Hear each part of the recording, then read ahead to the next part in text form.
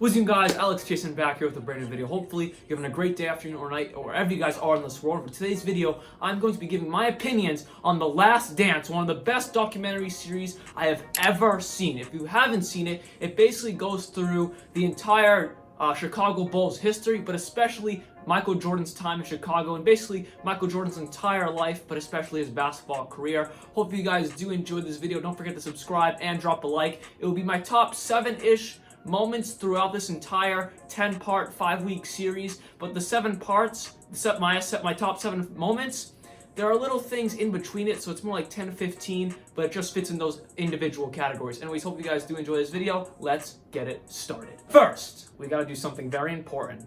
You ready? 3, 2, 1. Whoa.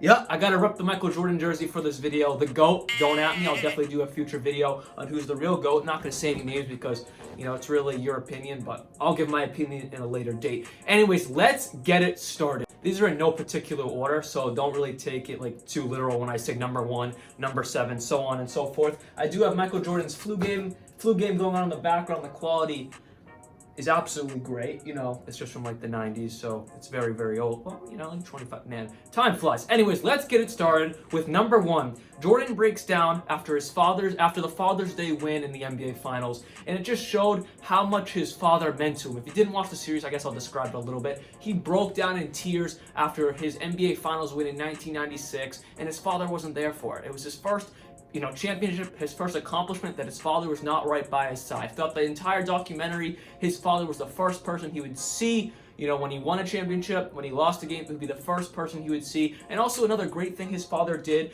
is after every game, entire game, at least this is what they said in the documentary. I don't know if it was every game, but I'm going to take what they said.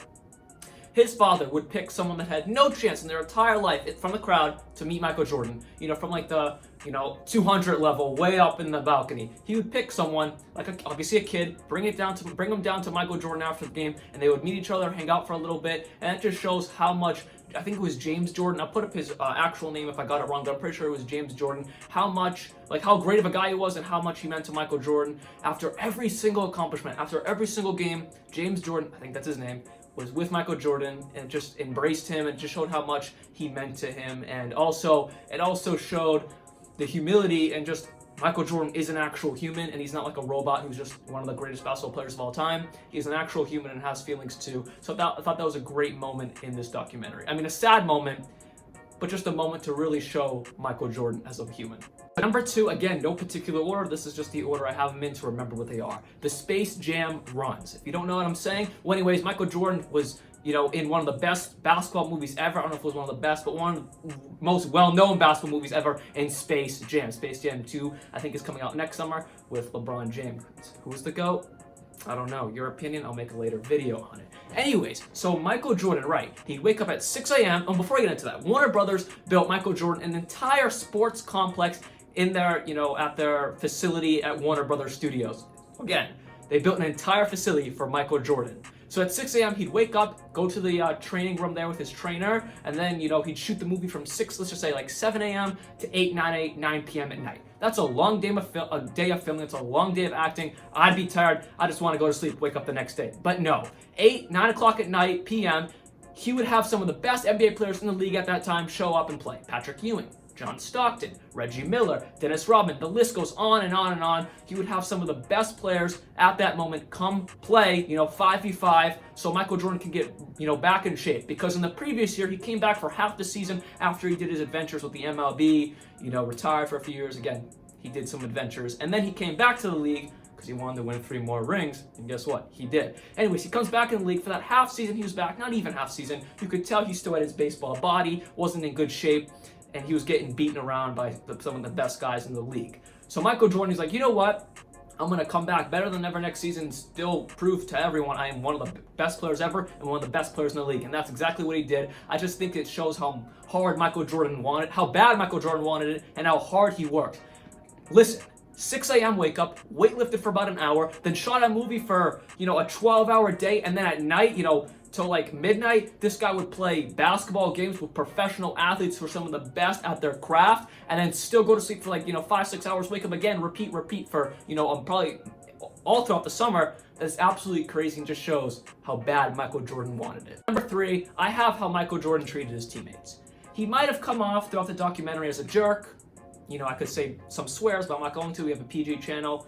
And one of the greatest examples was his, teammate Scott Burrell. I think that's his name. Yeah, Scott Burrell. Jordan ruthlessly treated this man to the ground. And all Scott Burrell could do is just be nice to him. And Jordan hated this. This is what he said in the documentary.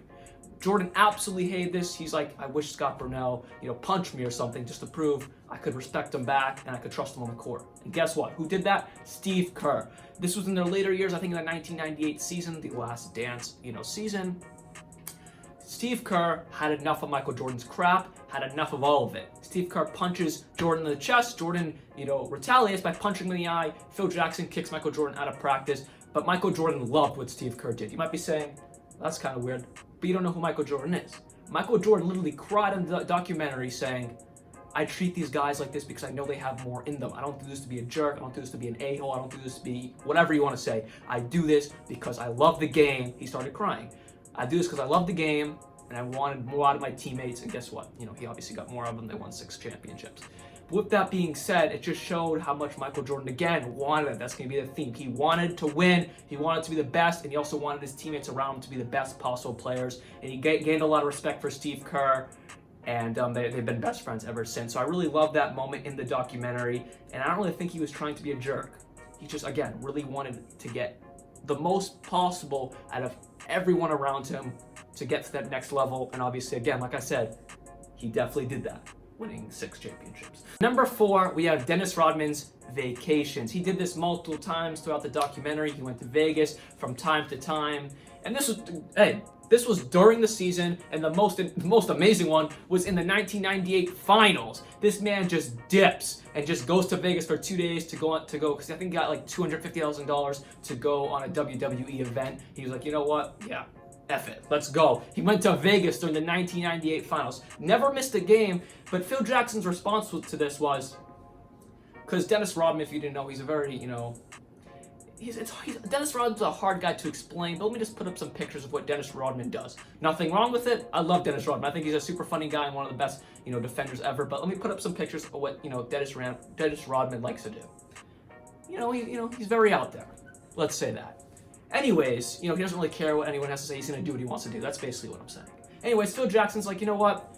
I know Dennis Rodman is, when he comes to play, he's ready to play. Let him do what he wants. I really don't care because I know he'll never miss a game.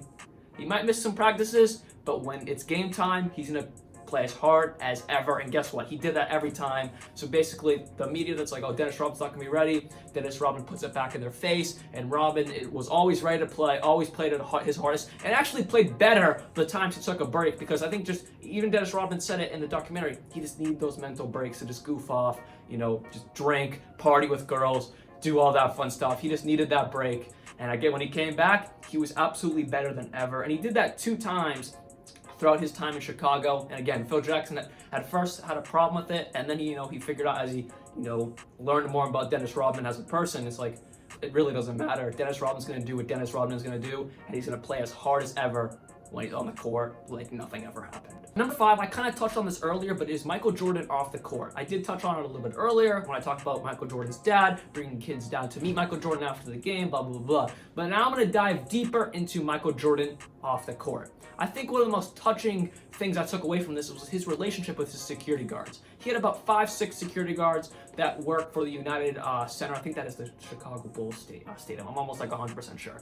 Anyways, he had a great relationship with them. They would go everywhere with him. They'd be his, personal bodyguards basically. And he had such a great relationship with them. He'd gamble with them. Just Michael Jordan's such a competitive guy. There was one game, they'd throw a coin and see who could get it closest to the wall without touching it. He would bet with all his security guards. But he was just a fun guy and had a lot of fun with the security guards. But most importantly, one of them named Gus. Gus played a huge part in Michael Jordan's life, especially after his father passed away. In between I think it was during his retirement after the 1993 finals, somewhere in his 3-year retirement before he came back to the NBA. Anyways, Gus played a huge part in Michael Jordan's life, in his final stint in the NBA, and also until he sadly passed away from cancer. Gus passed away. Obviously, Michael Jordan didn't. With this being said, I think it just really shows how much, Michael Jordan didn't really care who you were. He was going to be nice to you, and he also proved this again. After every game, he'd meet a kid, like I said, and before every game, he would meet a kid, spend about 5-10 minutes with kids that had, terminally ill, cancers or diseases. He would meet with them and make it seem like he knew him forever, and would have, some fun with them and talk to them for about 5-10 minutes before every game. He also, after every game, would sign autographs for kids, for anyone. He would sign autographs. Even when he got to the hotel, he would do the same thing. And then when he got into his hotel room, they showed a part during one of his seasons. He's like, I love being a nice guy. I love doing it for the people that come to see me play, for the kids. But I can't even leave my hotel room without being bombarded by people or media. So with that being said, he loved doing it. It made him, it made him feel grateful for being able to make people happy and all that great stuff. But on the other hand, he couldn't even leave his hotel room without being bombarded by people or media. And he was like, you do not want to be like Mike. I think that was very touching to say. Everyone wanted to be like Mike in the 80s and 90s. But with all the stuff off the court and all the attention you get, you don't really have any time for your personal life. But just go back to Gus for one quick second. I just really love that moment throughout the entire documentary, that Gus just meant so much to Michael Jordan and vice versa. And I think it was just really touching to see another father figure step into Michael Jordan's life. Michael Jordan would call Gus at 3:30 in the morning when he was sad. He couldn't call his father, he was dead. So I just think it was just really great to see just that love involved there, and not just the real life of Michael Jordan. I really love seeing that. At number 6, I have the rivalries the Chicago Bulls and especially Michael Jordan had during his career. To name the most important ones: the Pistons, the Pacers, the Jazz, the Knicks, and the Lakers. We'll start off at the bottom with the Lakers. He had a big rivalry with Michael Jordan earlier in his career. He won a championship over the Lakers, Michael Jordan. The Knicks, Patrick Ewing and the Knicks always gave Michael Jordan a good fight. Michael Jordan, more times than not, came out on top. The Jazz, they played them in the last 2 finals. You're also watching the game right here, Jazz Bulls. Huge rivalry with Karl Malone, John Stockton, and obviously the Chicago Bulls team. Some great teams to watch, and especially great final matchups. Obviously, Michael Jordan had the best of the Jazz both times, but they're both very entertaining finals matchups. Also, the Pacers. This was later in their career, Michael Jordan's career, when, especially the biggest one was Eastern Conference Finals in 1998 playoffs. He faced off against Reggie Miller and that entire Pacers team, and they gave the Bulls a run for their money, and the Bulls almost lost to them, and I just thought that was a great rivalry to see. And then finally, probably the biggest one was Isaiah Thomas and the Detroit Pistons. Basically to the entire Chicago Bulls team, but Michael Jordan took it the most personally, especially when they walked off in one of the Michael Jordan's earlier career when he was on his road to his one of his first championships. I forget the exact year, I'm sorry. But Isaiah Thomas, they lost in the playoffs after having a reign of success over the Bulls. He just walked up the court, didn't shake hands, and Michael Jordan took that very, very personally, as he always shakes every opponent's hand after every game. He was pissed off about that. Still doesn't even like Isaiah to the day. They don't have any relationship. And people think Michael Jordan didn't want Isaiah Thomas in the original Dream Team, with Larry Bird, Magic Johnson, and all that. I actually do believe that rumor, as there was just so much hatred for basically the whole Detroit Pistons bad boys team. Everybody hated them because they would beat up everyone. They beat up everyone for so many years, and finally when the Bulls got over them, it just kind of gave an FU moment to the Pistons, and they said, nope, Isaiah, you're not coming on the Dream Team. You just pissed us off for 5-10 years of your prime. So basically, I really take all those rivalries as a huge key moment throughout the entire documentary. At number 7, it is how Michael Jordan got motivated. He got motivated by absolutely anything. Just for a funny example, if someone walked by and didn't look at him or smile at him, Michael Jordan would have probably said, F you. Next time I go on the court, I'm gonna rock your shoes off. He got motivated by anything. He took anything as a disrespect, and anything that looked like a disrespectful thing to him, he'd take it out on the court, and that's what he did. Just some examples. I think it was either a general manager or a coach. This was during the playoffs. They happened to be at the same dinner spot.